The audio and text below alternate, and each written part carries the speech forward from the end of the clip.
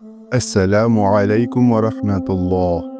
বন্ধুরা, আজকের ভিডিওতে আপনি জানতে পারবেন হযরত মুহাম্মদ মুস্তাফা সাল্লাল্লাহু আলাইহি ওয়াসাল্লাম ও বনের হরিণের বুক ফাটা সেই বিখ্যাত ঘটনা। ঘটনাটি ছোটবেলায় মাওলানা তোফাজ্জল হোসেন ভৈরবীর কণ্ঠে শুনেছিলাম। ঘটনাটি সুন্দর করে উপস্থাপন করা হয়েছে। চলুন শুরু করা যাক সেই কষ্টের ঘটনাটি। আজ থেকে 1400 বছর পূর্বের ঘটনা। সে সময়ে মরু আরবের পাহাড়িয়া বন জঙ্গলে অনেক লোক জীব জানোয়ার শিকারে যেত। এই জীবজন্তুর মধ্যে হরিণ শিকার ছিল খুব আনন্দদায়ক ও কৌতূহলপূর্ণ শিকার। একদিন এক কাফের ব্যক্তি হরিণ শিকারের উদ্দেশ্যে বের হয়। সঙ্গে ছিল একটি জাল। একটি সরু গলিতে জালটি পাতল। অতঃপর একটি হরিণকে পেছন দিক থেকে তাড়া করল। তখন হরিণটি প্রাণের ভয়ে ছোটাছুটি করতে লাগলো। এক পর্যায়ে পালাতে গিয়ে উক্ত জালে আটকা পড়ে গেল। শিকারী লোকটি দৌড়ে এসে হরিণটি ধরে ফেলল। হরিণটি ছিল 2টি বাচ্চার মা। কয়েকদিন পূর্বে 2টি বাচ্চা প্রসব করেছে। বাচ্চা দুটি গভীর জঙ্গলে রেখে আহার সংগ্রহে বের হয়েছে এবং ধরা পড়ে গেছে। ভাবল আর বুঝি রক্ষা নাই। হাউমাউ করে কাঁদতে লাগলো। চক্ষু দিয়ে বয়ে চলল অশ্রুর স্রোত দ্বারা। বিলাপ কন্দনে যেন হরিণটির কলিজা ফেটে চৌচির। এদিকে শিকারী লোকটি একটি মোটা তাজা মাদি হরিণ পেয়ে খুবই খুশি। কিন্তু সে যে একা, চিন্তায় পড়ে গেল কিভাবে এটা নেওয়া যায়। শেষ পর্যন্ত উপায় না পেয়ে হরিণটির হাত পা শক্ত করে বেঁধে টানতে শুরু করলো। কিছু দূর অগ্রসর হয়ে ক্লান্ত হয়ে গেল। পথিমধ্যে বিশ্রাম করতে বসল। এমন সময় সেখান দিয়ে যাচ্ছিলেন দোজাহানের বাদশাহ বিশ্বনবী সাল্লাল্লাহু আলাইহি ওয়াসাল্লাম। হরিণটি তাকে দেখে বেদনার আনন্দে কান্না করতে লাগলো।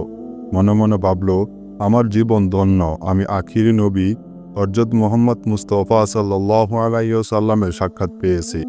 যখন প্রিয় নবী সাল্লাল্লাহু আলাইহি ওয়াসাল্লাম ওই শিকারীর কাছে আগমন করলেন, আল্লাহর হুকুমে হরিণের জবান খুলে গেল। তখন হরিণটি বলল, আসসালামু আলাইকুম ইয়া রাসূলুল্লাহ সাল্লাল্লাহু আলাইহি ওয়াসাল্লাম। আমাকে এই শিকারী ধরে এনেছে। কিছুদিন আগে আমি 2টি বাচ্চা প্রসব করেছি। বাচ্চা 2টি আমার বাসায় রয়েছে। অনেক সময় হয়েছে তাদের কাছ থেকে এসেছি। তারা দুধের তৃষ্ণায় ছটপট করে কাঁদছে। হে দয়াল নবী সাল্লাল্লাহু আলাইহি ওয়াসাল্লাম, আপনি আমাকে কিছু সময়ের জন্য মুক্তি দিন।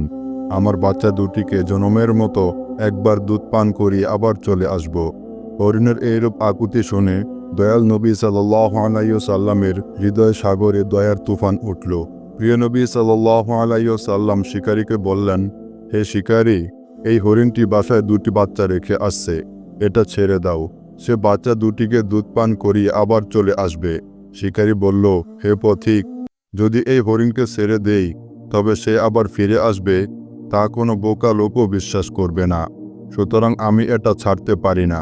রাসূল সাল্লাল্লাহু আলাইহি ওয়াসাল্লাম বললেন, আমি এটার জামিনদার। এটা ফিরে না আসলে আমি তার সমুদয় ক্ষতিপূরণ দেব। এই কথায়ও পাপিষ্ঠ রাজি হলো না।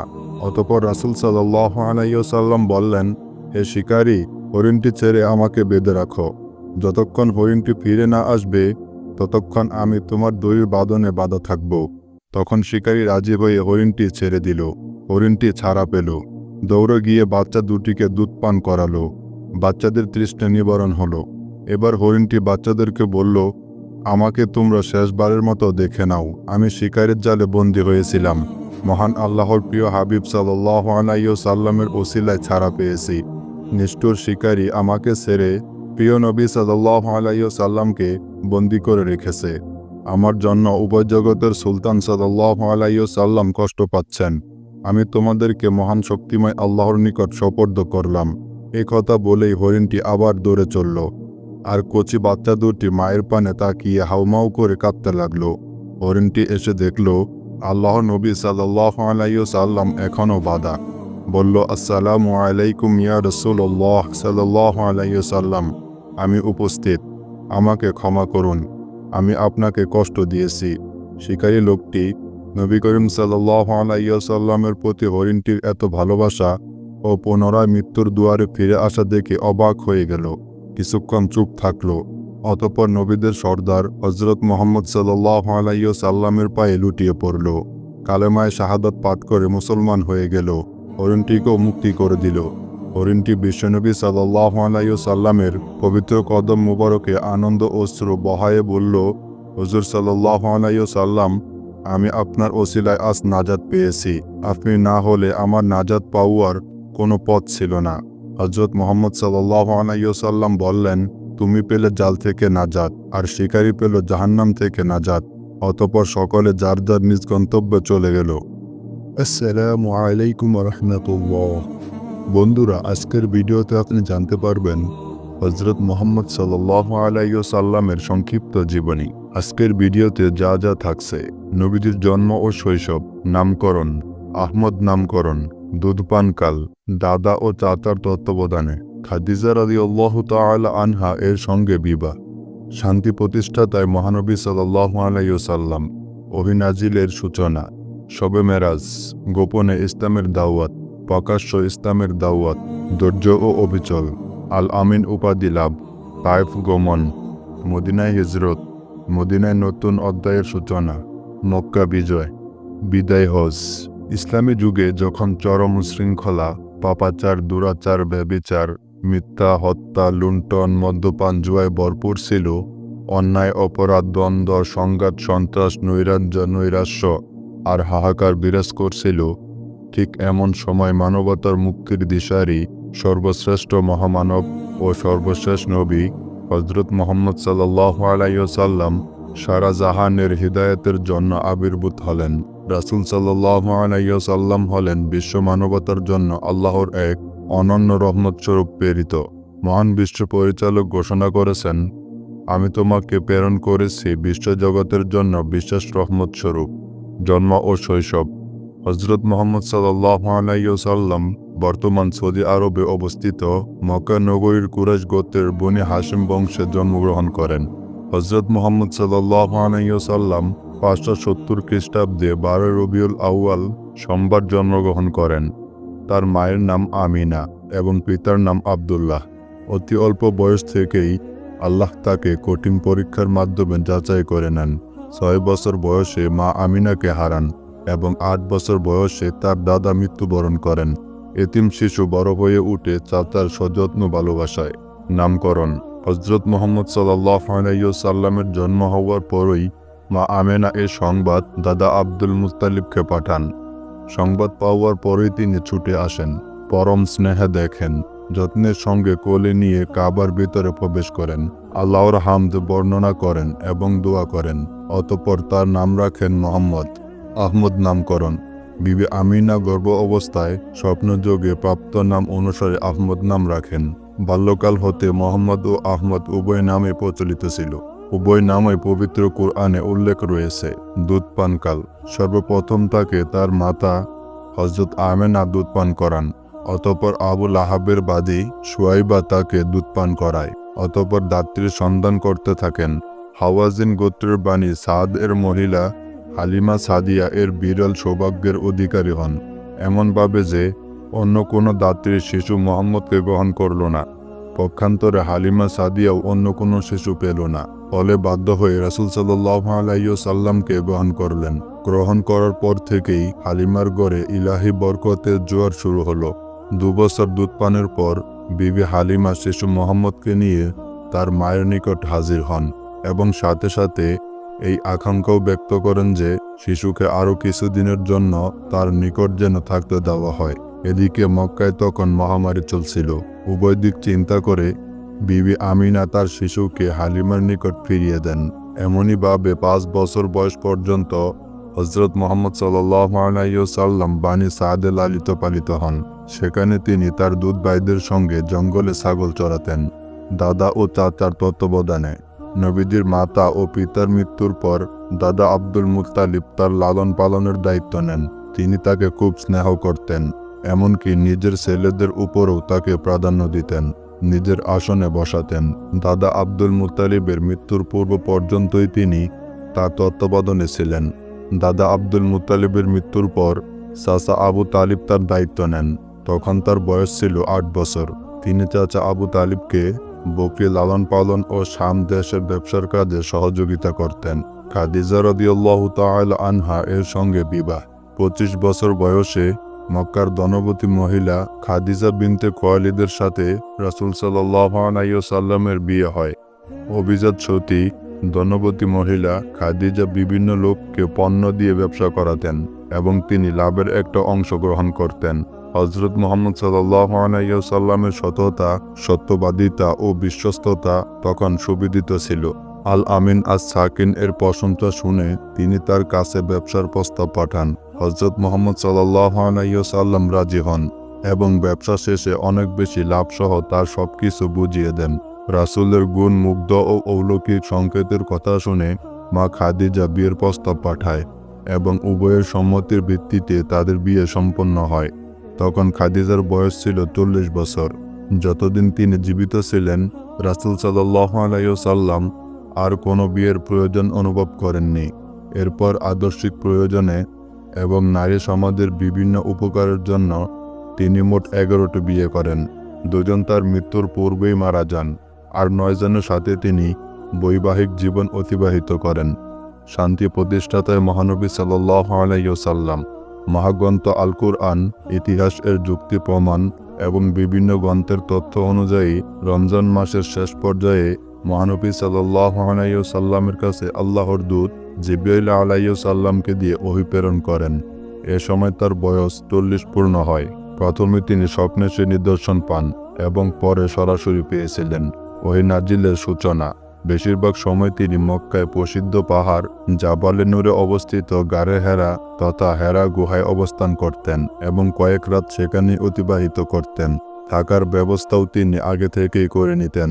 এভাবে একদা তিনি হেরা গুহায় তাশরিফ আনেন। এ সময় তাকে নবুয়তের পদমর্যাদা দিয়ে সৌভাগ্যবান করার পবিত্র মুহূর্ত এসে যায়। জন্মের 41তম বছরে 27শে রজব হিজরতের 13 বছর পূর্বে মোতাবিক 610 খ্রিস্টাব্দ তারিখে জাগ্রত ও চৈতন্য অবস্থায় এ ঘটনা সংঘটিত হয়।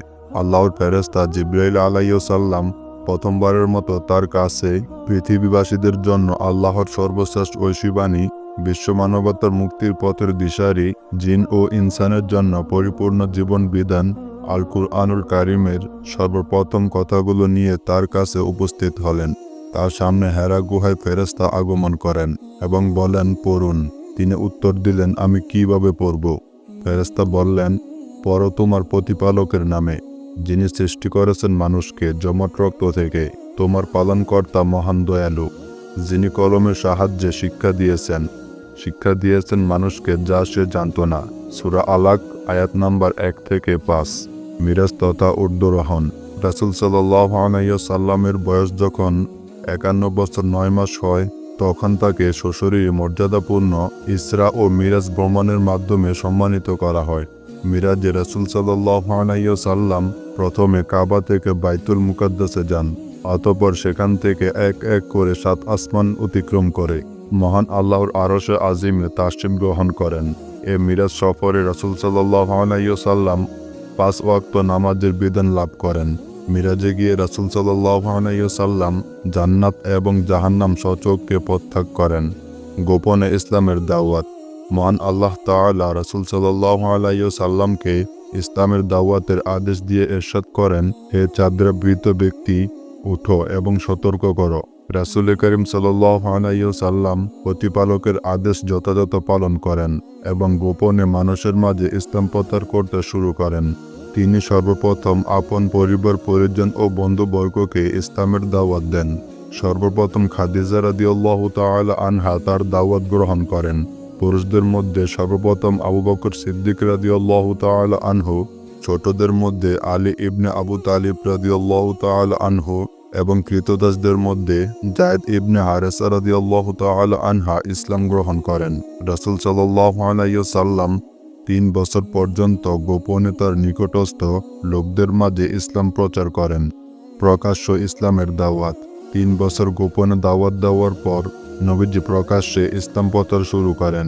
নবী সাল্লাল্লাহু আলাইহি ওয়াসাল্লাম সাফা পর্বতের উপর দাঁড়িয়ে চিৎকার করে সকলকে সমবেত করেন। এরপর প্রকাশ্য বলেন যে আল্লাহ ছাড়া কোনো প্রভু নেই এবং মুহাম্মদ সাল্লাল্লাহু আলাইহি ওয়াসাল্লাম আল্লাহর রাসূল। এই সময় থেকে ইসলামের বিরুদ্ধে ষড়যন্ত্র শুরু হয়। ধৈর্য ও অবিচল। মুসলমানগণ মুশরিকদের সকল নির্যাতন ও নিপীড়ন ধৈর্য ও দৃঢ়তার সাথে মোকাবেলা করতেন, কেননা নবী করিম সাল্লাল্লাহু আলাইহি ওয়াসাল্লাম তাদেরকে সাওয়াব ও জান্নাত লাভের আশায় বিপদে ধৈর্য ধারণ ও অনড় থাকার পরামর্শ দেন। মুশরিকদের নির্যাতন ভোগ করেছেন এমন কয়েকজনের উল্লেখযোগ্য সাহাবী হলেন বিলাল ইবনে রাবাহ রাদিয়াল্লাহু তাআলা আনহু ও আমার ইবনে ইয়াসির রাদিয়াল্লাহু তাআলা আনহু। মুশরিকদের নির্যাতনের শিকার হয়ে নিহত হয়েছেন ইয়াসির ও সুমাইয়া রাদিয়াল্লাহু তাআলা আনহা এবং ইসলামের ইতিহাসে তারাই সর্বপ্রথম শহীদ। আল আমিন উপাধি লাভ। হযরত মুহাম্মদ সাল্লাল্লাহু আলাইহি ওয়াসাল্লাম বাল্যকাল হতে চিন্তামগ্ন থাকতেন। তিনি ছিলেন দুর্দশাগ্রস্ত ও নিপীড়িত মানুষের প্রতি সহানুভূতিশীল। আরববাসী তার নম্রতা, বিনয়, সত্যবাদিতার জন্য আল আমিন বা বিশ্বাসী উপাধিতে ভূষিত করেন। তায়েফ গমন। হযরত মুহাম্মদ সাল্লাল্লাহু আলাইহি ওয়াসাল্লাম এর আশ্রয়দাতা চাচা আবু তালিবের মৃত্যুকে কুরাইশরা সুযোগ হিসেবে গ্রহণ করল। তার উপর নির্যাতনের মাত্রা পূর্বের চেয়ে অনেক বাড়িয়ে দিল। এই কঠিন পরিস্থিতিতে সহযোগিতা ও আশ্রয় পাওয়ার আশায় তিনি তায়েফ গমন করলেন, কিন্তু সেখানে উপহাস ও দুর্ব্যবহার ছাড়া আর কিছুই পেলেন না। তারা নবীজিকে পাথর নিক্ষেপ করে আহত করে, ফলে তিনি আবার মক্কায় ফিরে যান। মদিনায় হিজরত।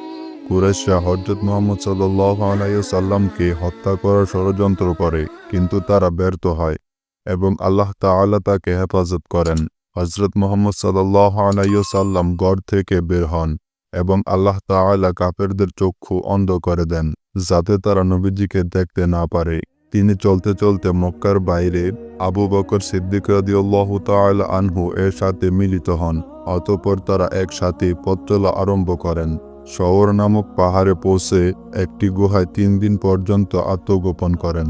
এ সময়টিতে আব্দুল্লাহ বিন আবু বকর রাদিয়াল্লাহু তাআলা আনহু তাদের নিকট কুরাইশদের সংবাদ পৌঁছাতেন এবং তার বোন আসমা খাদ্য ও পানি পৌঁছে দিতেন। তারপর নবী করিম সাল্লাল্লাহু আলাইহি ওয়াসাল্লাম ও তার সঙ্গী আবু বকর রাদিয়াল্লাহু তাআলা আনহু গুহা হতে বের হন এবং মদিনার পথে যাত্রা শুরু করেন। মদিনায় নতুন অধ্যায়ের সূচনা। রাসূল সাল্লাল্লাহু আলাইহি ওয়াসাল্লাম মদিনায় পৌঁছে তাকওয়ার ভিত্তিতে ইসলামের সর্বপ্রথম মসজিদ নির্মাণ করেন। বর্তমানে মদিনা শরীফে এই মসজিদটি মসজিদে কুবা নামে পরিচিত। মদিনাতে রাসূল সাল্লাল্লাহু আলাইহি ওয়াসাল্লাম সর্বপ্রথম যে পদক্ষেপ গ্রহণ করেন তা হল মসজিদে নববী নির্মাণ এবং আনসার ও মুহাজিরদের মাঝে ভ্রাতৃত্ব স্থাপন। মক্কা বিজয়। হুদায়বিয়ার সন্ধির পর হযরত মুহাম্মদ সাল্লাল্লাহু আলাইহি ওয়াসাল্লাম বিভিন্ন গোত্রে তার দাওয়াতি কর্মসূচি অধিক পরিমাণে বিস্তৃতি ঘটাতে সক্ষম হন। ফলে 1 বছরের মাথায় মুসলমানদের সংখ্যা অধিক হারে বৃদ্ধি পেয়েছে। এরই মাঝে কুরাইশদের সাথে মৈত্রী চুক্তিতে আবদ্ধ বনু বকর মুসলমানদের মিত্র কবিলায়ে খুজার উপর আক্রমণ করল। এর অর্থ দাঁড়ালো কুরাইশ এবং তার মিত্ররা হুদায়বিয়ার সন্ধি চুক্তি ভঙ্গ করল। নবী করিম সাল্লাল্লাহু আলাইহি ওয়াসাল্লাম এই সংবাদ পেয়ে অত্যন্ত রাগান্বিত হলেন এবং মক্কা বিজয়ের উদ্দেশ্যে 10,000 যোদ্ধার একটি বিশাল সেনাদল গঠন করেন। তখন ছিল হিজরি 8ম বর্ষের রমজান মাস। এদিকে কুরাইশরা নবী আকরাম সাল্লাল্লাহু আলাইহি ওয়াসাল্লাম এর মক্কা বিমুখে অভিযানের সংবাদ পেয়ে তাদের নেতা ও মুখপাত্র আবু সুফিয়ানকে ক্ষমা প্রার্থনা, সন্ধি চুক্তি এবং চুক্তির মেয়াদ আরও বাড়ানোর প্রস্তাব দিয়ে নবী আকরাম সাল্লাল্লাহু আলাইহি ওয়াসাল্লামের নিকট প্রেরণ করেন। নবী করিম সাল্লাল্লাহু আলাইহি ওয়াসাল্লাম তাদের ক্ষমার আবেদন নাকচ করে দিলেন, কারণ তারা অঙ্গীকার ভঙ্গ করেছে। আবু সুফিয়ান ইসলাম গ্রহণ ব্যতীত আর কোনো উপায় না দেখে ইসলাম গ্রহণ করেন। অতঃপর সেনাদল রওনা হয়ে মক্কার কাছাকাছি আসলে মক্কাবাসী বিশাল দল দেখে আত্মসমর্পণ করে আর নবী করিম সাল্লাল্লাহু আলাইহি ওয়াসাল্লাম মুসলমানদের সঙ্গে নিয়ে বিজয়ী বেশে মক্কায় প্রবেশ করেন। নবী করিম সাল্লাল্লাহু আলাইহি ওয়াসাল্লাম বাইতুল্লাহ তাওয়াফ করেন এবং নিজ হাতের লাঠি দ্বারা কাবার আশেপাশে রাখা সকল প্রতিমা ভেঙে চুরমার করে দেন আর নিজ রবের শেখানো আয়াত পাঠ করতে থাকেন, যার অর্থ বল সত্য এসেছে এবং মিথ্যা বিলুপ্ত হয়েছে। নিশ্চয়ই মিথ্যা বিলুপ্ত হওয়ারই ছিল। সূরা ইসরা আয়াত নম্বর 81। অতঃপর নবী করিম সাল্লাল্লাহু আলাইহি ওয়াসাল্লাম সকলের উদ্দেশ্যে ভাষণ দেন। ঘোষণা করেন মক্কা পবিত্র ও নিরাপদ। বিদায় হজ। 10ম হিজরি সনে নবী করিম সাল্লাল্লাহু আলাইহি ওয়াসাল্লাম মুসলমানদেরকে তার সাথে হজ পালন ও হজের আহকাম শিক্ষা গ্রহণ করতে মক্কায় যাওয়ার জন্য আহ্বান জানান। তার আহ্বানে 1 লক্ষের মতো লোক সাড়া দিল। তারা যুলকাদ মাসের 25 তারিখ তার সাথে মক্কা পানে বের হন। বাইতুল্লায় পৌঁছে প্রথমে তাওয়াফ করেন, অতঃপর জিলহজ মাসের 8 তারিখ মিনার উদ্দেশ্যে রওনা হন। এরপর 9 তারিখ জাবালে আরাফাহ অভিমুখে যাত্রা করেন। রাসূল সাল্লাল্লাহু আলাইহি ওয়াসাল্লাম সেখানে অবস্থান করেন এবং মুসলমানদের উদ্দেশ্যে তার ঐতিহাসিক ওমর ভাষণ দান করে, তাদেরকে ইসলামী বিধিবিধান ও হজের আহকাম শিক্ষা দেন এবং আল্লাহ তাআলার বাণী তেলাওয়াত করেন। আজ আমি তোমাদের জন্য তোমাদের দিনকে পূর্ণাঙ্গ করে দিলাম, তোমাদের প্রতি আমার নিয়ামত পরিপূর্ণ করে দিলাম এবং ইসলামকে তোমাদের জন্য দিন হিসেবে মনোনীত করলাম। বিদায় হজ থেকে ফেরার পর হিজরি 11 সালের সফর মাসে নবীজি সাল্লাল্লাহু আলাইহি ওয়াসাল্লাম জ্বরে আক্রান্ত হন। জ্বরের তাপমাত্রা প্রচণ্ড হওয়ার কারণে পাখির ওপর থেকেও অনুভব হচ্ছিল যেন তার জ্বর। অসুস্থ অবস্থাতেও তিনি 11 দিন নামাজের ইমামতি করেন। অসুস্থতা তীব্র হওয়ার পর তিনি সকল স্ত্রীর অনুমতি নিয়ে আয়েশা রাদিয়াল্লাহু তাআলা আনহা এর কামরায় অবস্থান করতে থাকেন। তার কাছে 7 কিংবা 8 দিনার ছিল। মৃত্যুর একদিন পূর্বে তিনি এগুলো দান করে দেন। অবশেষে 11 হিজরি সালের রবিউল আউয়াল মাসের 1 তারিখ সন্ধ্যায় তিনি মহান প্রতিপালকের সান্নিধ্যে চলে যান। এ সময় হযরত মুহাম্মদ সাল্লাল্লাহু আলাইহি ওয়াসাল্লামের বয়স ছিল 63 বছর। সর্বোপরি হযরত মুহাম্মদ সাল্লাল্লাহু আলাইহি ওয়াসাল্লাম বিশ্ব শান্তি প্রতিষ্ঠাতায় এক অনন্য নজির স্থাপন করেন। সর্বক্ষেত্রে তিনি ছিলেন সফল ব্যক্তিত্ব। বন্ধুরা, আজকের ভিডিওতে আপনি জানতে পারবেন হযরত ইদ্রিস আলাইহিস সালাম মালাকুল মউত আজরাইল আলাইহিস সালামের চোখ ফাঁকি দিয়ে কিভাবে জান্নাতে প্রবেশ করলেন, এবং আপনি আরও জানতে পারবেন মৃত্যুর স্বাদ হযরত ইদ্রিস আলাইহিস সালামের কতটা কষ্ট লেগেছে। এক আগন্তুক ব্যক্তি 3 দিন পর্যন্ত হযরত ইদ্রিস আলাইহিস সালামের সহচর্যে থাকলেন। তার আচরণাদি লক্ষ্য করে হযরত ইদ্রিস আলাইহিস সালামের মনে সন্দেহ যে এ ব্যক্তি নিশ্চয়ই কোনো মানুষ নয়। অতএব তিনি বললেন, আল্লাহর কসম, আপনি আপনার প্রকৃত পরিচয়টা বলুন। আগন্তুক বলল, আমি কোনো মানুষ নয়, আমি একজন ফেরেশতা। আমার নাম মালাকুল মউত আজরাইল আলাইহিস সালাম। হযরত ইদ্রিস আলাইহিস সালাম বললেন, আপনি কি দুনিয়ার যাবতীয় প্রাণীর জান কবজ করিয়া থাকেন? মালাকুল মউত বললেন, হ্যাঁ। হযরত ইদ্রিস আলাইহিস সালাম তাকে আবারও জিজ্ঞাসা করলেন, তবে মনে হয় আপনি আমার জান কবজ করতেই এসেছেন। মালাকুল মউত বললেন, না, আপনার সাথে ভ্রাতৃত্ব স্থাপন করতে এসেছি। আমার একান্ত বাসনা আপনি আমার এ প্রস্তাবে রাজি হবেন। হযরত ইদ্রিস আলাইহিস সালাম বললেন, আমি আপনার সাথে এক শর্তে ভ্রাতৃত্ব স্থাপন করতে রাজি, যদি আপনি আমাকে একবার মৃত্যুর অবস্থাটা উপভোগ করান। যদি আপনি আমাকে এখনই একবার মৃত্যুর অবস্থাটা উপভোগ করান তাহলে আমার অনেক উপকার হতো। মৃত্যুর ভয়ে আমি বেশি করে আল্লাহর ইবাদত করতে পারতাম। মালাকুল মউত বললেন, আল্লাহর অনুমতি ছাড়া আমি এ কাজ করতে পারি না। আল্লাহ এখনো আপনার জান কবজ করার হুকুম আমাকে দেননি। হযরত ইদ্রিস আলাইহিস সালাম বললেন, আপনি আল্লাহর নিকট হতে অনুমতি চেয়ে নিন। মালাকুল মউত আল্লাহর নিকট অনুমতি প্রার্থনা করলে আল্লাহ তাকে অনুমতি দেন। অনুমতি পেয়ে মালাকুল মউত হযরত ইদ্রিস আলাইহিস সালামের জান কবজ করলেন। জান কবজ করার পর মালাকুল মউত আজরাইল আলাইহিস সালাম পুনরায় আল্লাহর কাছে প্রার্থনা করলেন হযরত ইদ্রিস আলাইহিস সালামের জান ফিরিয়ে দেওয়ার জন্য। আল্লাহ তার প্রার্থনা কবুল করলেন। অতঃপর ফেরেশতা আজরাইল আলাইহিস সালাম হযরত ইদ্রিস আলাইহিস সালামকে জিজ্ঞাসা করলেন, ভাই ইদ্রিস, জান কবজ করার সময় আপনার কেমন অনুভূতি হয়েছিল? হযরত ইদ্রিস আলাইহিস সালাম বললেন, কোনো জীবিত প্রাণীর শরীরের চামড়া মাথা হতে পা পর্যন্ত খসে তুলে ফেললে প্রাণীটির যেরূপ কষ্ট হয় আমারও তেমনই কষ্ট হয়েছে। মালাকুল মউত বললেন, ভাই ইদ্রিস, আমি আজ পর্যন্ত যত জান কবজ করেছি এত সহজে কারো জান কবজ করিনি। হযরত ইদ্রিস আলাইহিস সালাম হযরত আজরাইল আলাইহিস সালামকে বললেন, আমার মনে দোজখ দেখার খুব স্বাদ জেগেছে। যদি আপনি আমাকে দোজখ দেখাতেন তবে আমি দোজখের ভয়ে ইবাদত বন্দেগীতে আরও বেশি মনোযোগী হতে পারতাম। মালাকুল মউত তাকে দোজখ দেখাতে দোজখের দরজায় নিয়ে গেলেন। তিনি দোজখ দেখার পর বললেন, ভাই আজরাইল, আমার মনে বেহেশত দেখার বড়ই স্বাদ জেগেছে। যদি আপনি আমার এই স্বাদটি পূরণ করতেন তাহলে আপনার প্রতি চিরকৃতজ্ঞ থাকতাম। মালাকুল মউত বললেন, যদি আপনি আমাকে কথা দেন যে বেহেশত দেখেই আপনি আমার নিকট ফিরে আসবেন তাহলে আমি আপনাকে বেহেশত দেখাতে পারি। হযরত ইদ্রিস আলাইহিস সালাম তাতে রাজি হলে মালাকুল মউত তাকে বেহেশত দেখাতে নিয়ে গেল। বেহেশতের দরজায় আসলে হযরত ইদ্রিস আলাইহিসসালাম তার পায়ের জুতা খুলে বেহেশতে প্রবেশ করলেন। তিনি কিছু সময় বেহেশতে ঘোরাফেরা করলেন। এরপর তিনি মালাকুল মউতের কাছে ফিরে এসে নিজের প্রতিশ্রুতি রক্ষা করলেন। পরক্ষণেই তিনি এক দৌড়ে আবার বেহেশতে ঢুকে গেলেন। মালাকুল মউত তাকে ডেকে বলল, ভাই ইদ্রিস, আপনি আবার বেহেশতে ঢুকলেন কেন? তাড়াতাড়ি বেরিয়ে আসুন, আমি আপনাকে আবার পৃথিবীতে পৌঁছে দেব। হযরত ইদ্রিস আলাইহিসসালাম বেহেশতের ভিতর থেকে জবাব দিলেন, ভাই আজরাইল, আল্লাহ তাআলা ইরশাদ করেছেন, প্রত্যেক প্রাণী একবার মৃত্যুর স্বাদ গ্রহণ করবে এবং একবার দোজখ না দেখে কেউ বেহেশতে যেতে পারবে না। আমি তো একবার মৃত্যুর স্বাদ গ্রহণ করলাম এবং দোজখও দেখলাম। তারপর বেহেশত হতে বের হয়ে আপনাকে দেওয়া প্রতিশ্রুতিও রক্ষা করলাম। অতএব এখন আমি আর বেহেশত হতে বের হব না। আপনি আপনার কাজে চলে যেতে পারেন। মালাকুল মউত আজরাইল আলাইহিসসালাম হযরত ইদ্রিস আলাইহিসসালামের জবাব শুনে কর্তব্য স্থির করতে না পেরে দাঁড়িয়ে রইলেন। আল্লাহ তাআলা তখন হযরত আজরাইল আলাইহিসসালামকে লক্ষ্য করে বললেন, আজরাইল, ইদ্রিসকে বেহেশতে থাকতে দাও। তার ভাগ্য আমি এরূপ ঘটনা লিপিবদ্ধ করে রেখেছিলাম। অতঃপর হযরত ইদ্রিস আলাইহিসসালাম মহাসুখে বেহেশতে বসবাস করতে লাগলেন। হযরত মুহাম্মদ সাল্লাল্লাহু আলাইহি ওয়াসাল্লাম ও বনের হরিণের আরও একটি সুন্দর ঘটনা। নবীজি সাল্লাল্লাহু আলাইহি ওয়াসাল্লাম কোথাও যাচ্ছিলেন। পথিমধ্যে ওনাকে কেউ ডাকলো, ইয়া রাসূলুল্লাহ।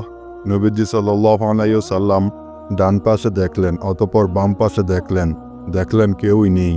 আবার যেন তাকে কেউ ডাকলো, ইয়া রাসূলুল্লাহ। তখন দেখলেন একটি হরিণ ওনাকে ডাকছে এবং সেই হরিণটিকে বেঁধে রাখা হয়েছে। নবীজি সাল্লাল্লাহু আলাইহি ওয়াসাল্লাম নিকটে গিয়ে বললেন, কি হয়েছে? তখন হরিণটি বলল, আপনার সাহাবী আমাকে ধরে এনেছে। আপনি আমার ভাগ্যের উপর রাজি, অর্থাৎ আল্লাহ আমার ভাগ্যে যা লিখে রেখেছেন আমি তাতেই রাজি। কিন্তু আমার ছোট্ট ছোট্ট বাচ্চা আছে, তারা ক্ষুধার্ত।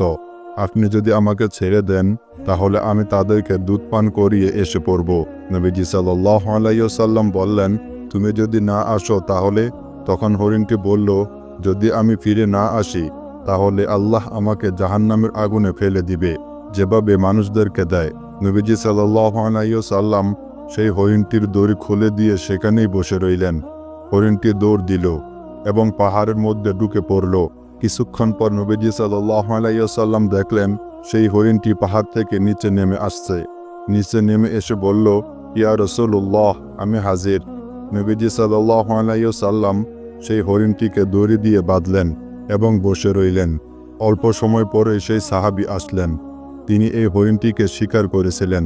সেই সাহাবী নবীজিকে দেখে খুশি হয়ে গেল এবং বললেন, আপনার জন্য কি খেদমত করতে পারি ইয়া রাসূলুল্লাহ? নবীজি সাল্লাল্লাহু আলাইহি ওয়াসাল্লাম বললেন, আমার ছোট্ট একটা কাজ আছে। সাহাবী জিজ্ঞাসা করলেন, কি হুজুর? নবীজি সাল্লাল্লাহু আলাইহি ওয়াসাল্লাম বললেন, এই হরিণটি আপনার কাছ থেকে আমি হাদিয়া চাচ্ছি। তখন সাহাবী বললেন, ইয়া রাসূলুল্লাহ, আমরা তো আপনার জন্য জান কুরবান করতে রাজি আছি, আর আপনি শুধু হরিণ চাচ্ছেন? তখন নবীজি সাল্লাল্লাহু আলাইহি ওয়াসাল্লাম বললেন, আমাকে শুধু এই হরিণটি দিয়ে দাও। সাহাবী হরিণটিকে দিয়ে দিলেন। নবীজি সাল্লাল্লাহু আলাইহি ওয়াসাল্লাম হরিণের দড়ি গলা থেকে খুলে দিয়ে বললেন, যাও, তোমার বাচ্চাদের কাছে যাও। প্রসিদ্ধ নবী হযরত সুলাইমান আলাইহিস সালাম হযরত দাউদ আলাইহিস সালামের পুত্র। আল্লাহ তাআলা তাকে নবুয়ত, জ্ঞান, প্রজা ও তার পিতার রাজত্ব দান করেছেন। মহান আল্লাহ তাআলা তাকে এমন কিছু নিয়ামত দান করেছেন যা অন্য কোনো নবীকে দান করা হয়নি।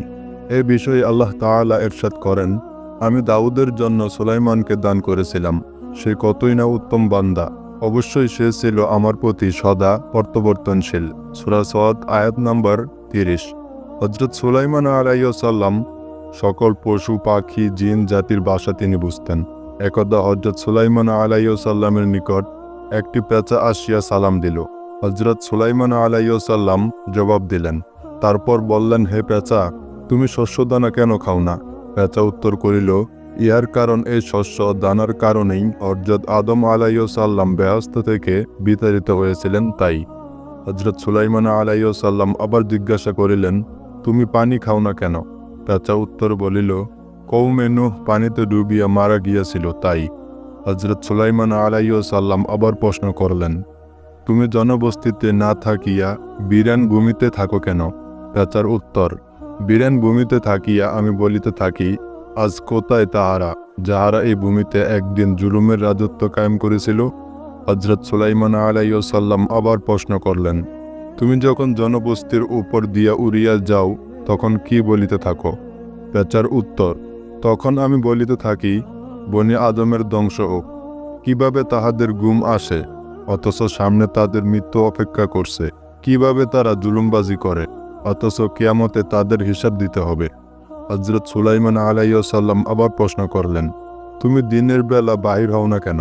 পেঁচার উত্তর, দিনের বেলা মানুষ একে অন্যের উপর জুলুম অত্যাচার করে, তাই তাদের উপর ঘৃণায় আমি বাহির হই না। হযরত সুলাইমান আলাইহিস সালাম আবার প্রশ্ন করলেন, তুমি রাতে চেঁচিয়ে ডাকাডাকি করো, তাহাতে কি বলিয়া থাকো? পেঁচার উত্তর, আমি বলিতে থাকি, হে অলস লোকেরা, সাবধান হইয়া যাও, পথের সম্বল তৈরি করো, অনেক দূরের পথ পাড়ি দিতে হবে, অতএব পরকালীন সফরের জন্য প্রস্তুত হইয়া যাও, সেখানে কাউকে সাহায্যকারী রূপে পাবে না।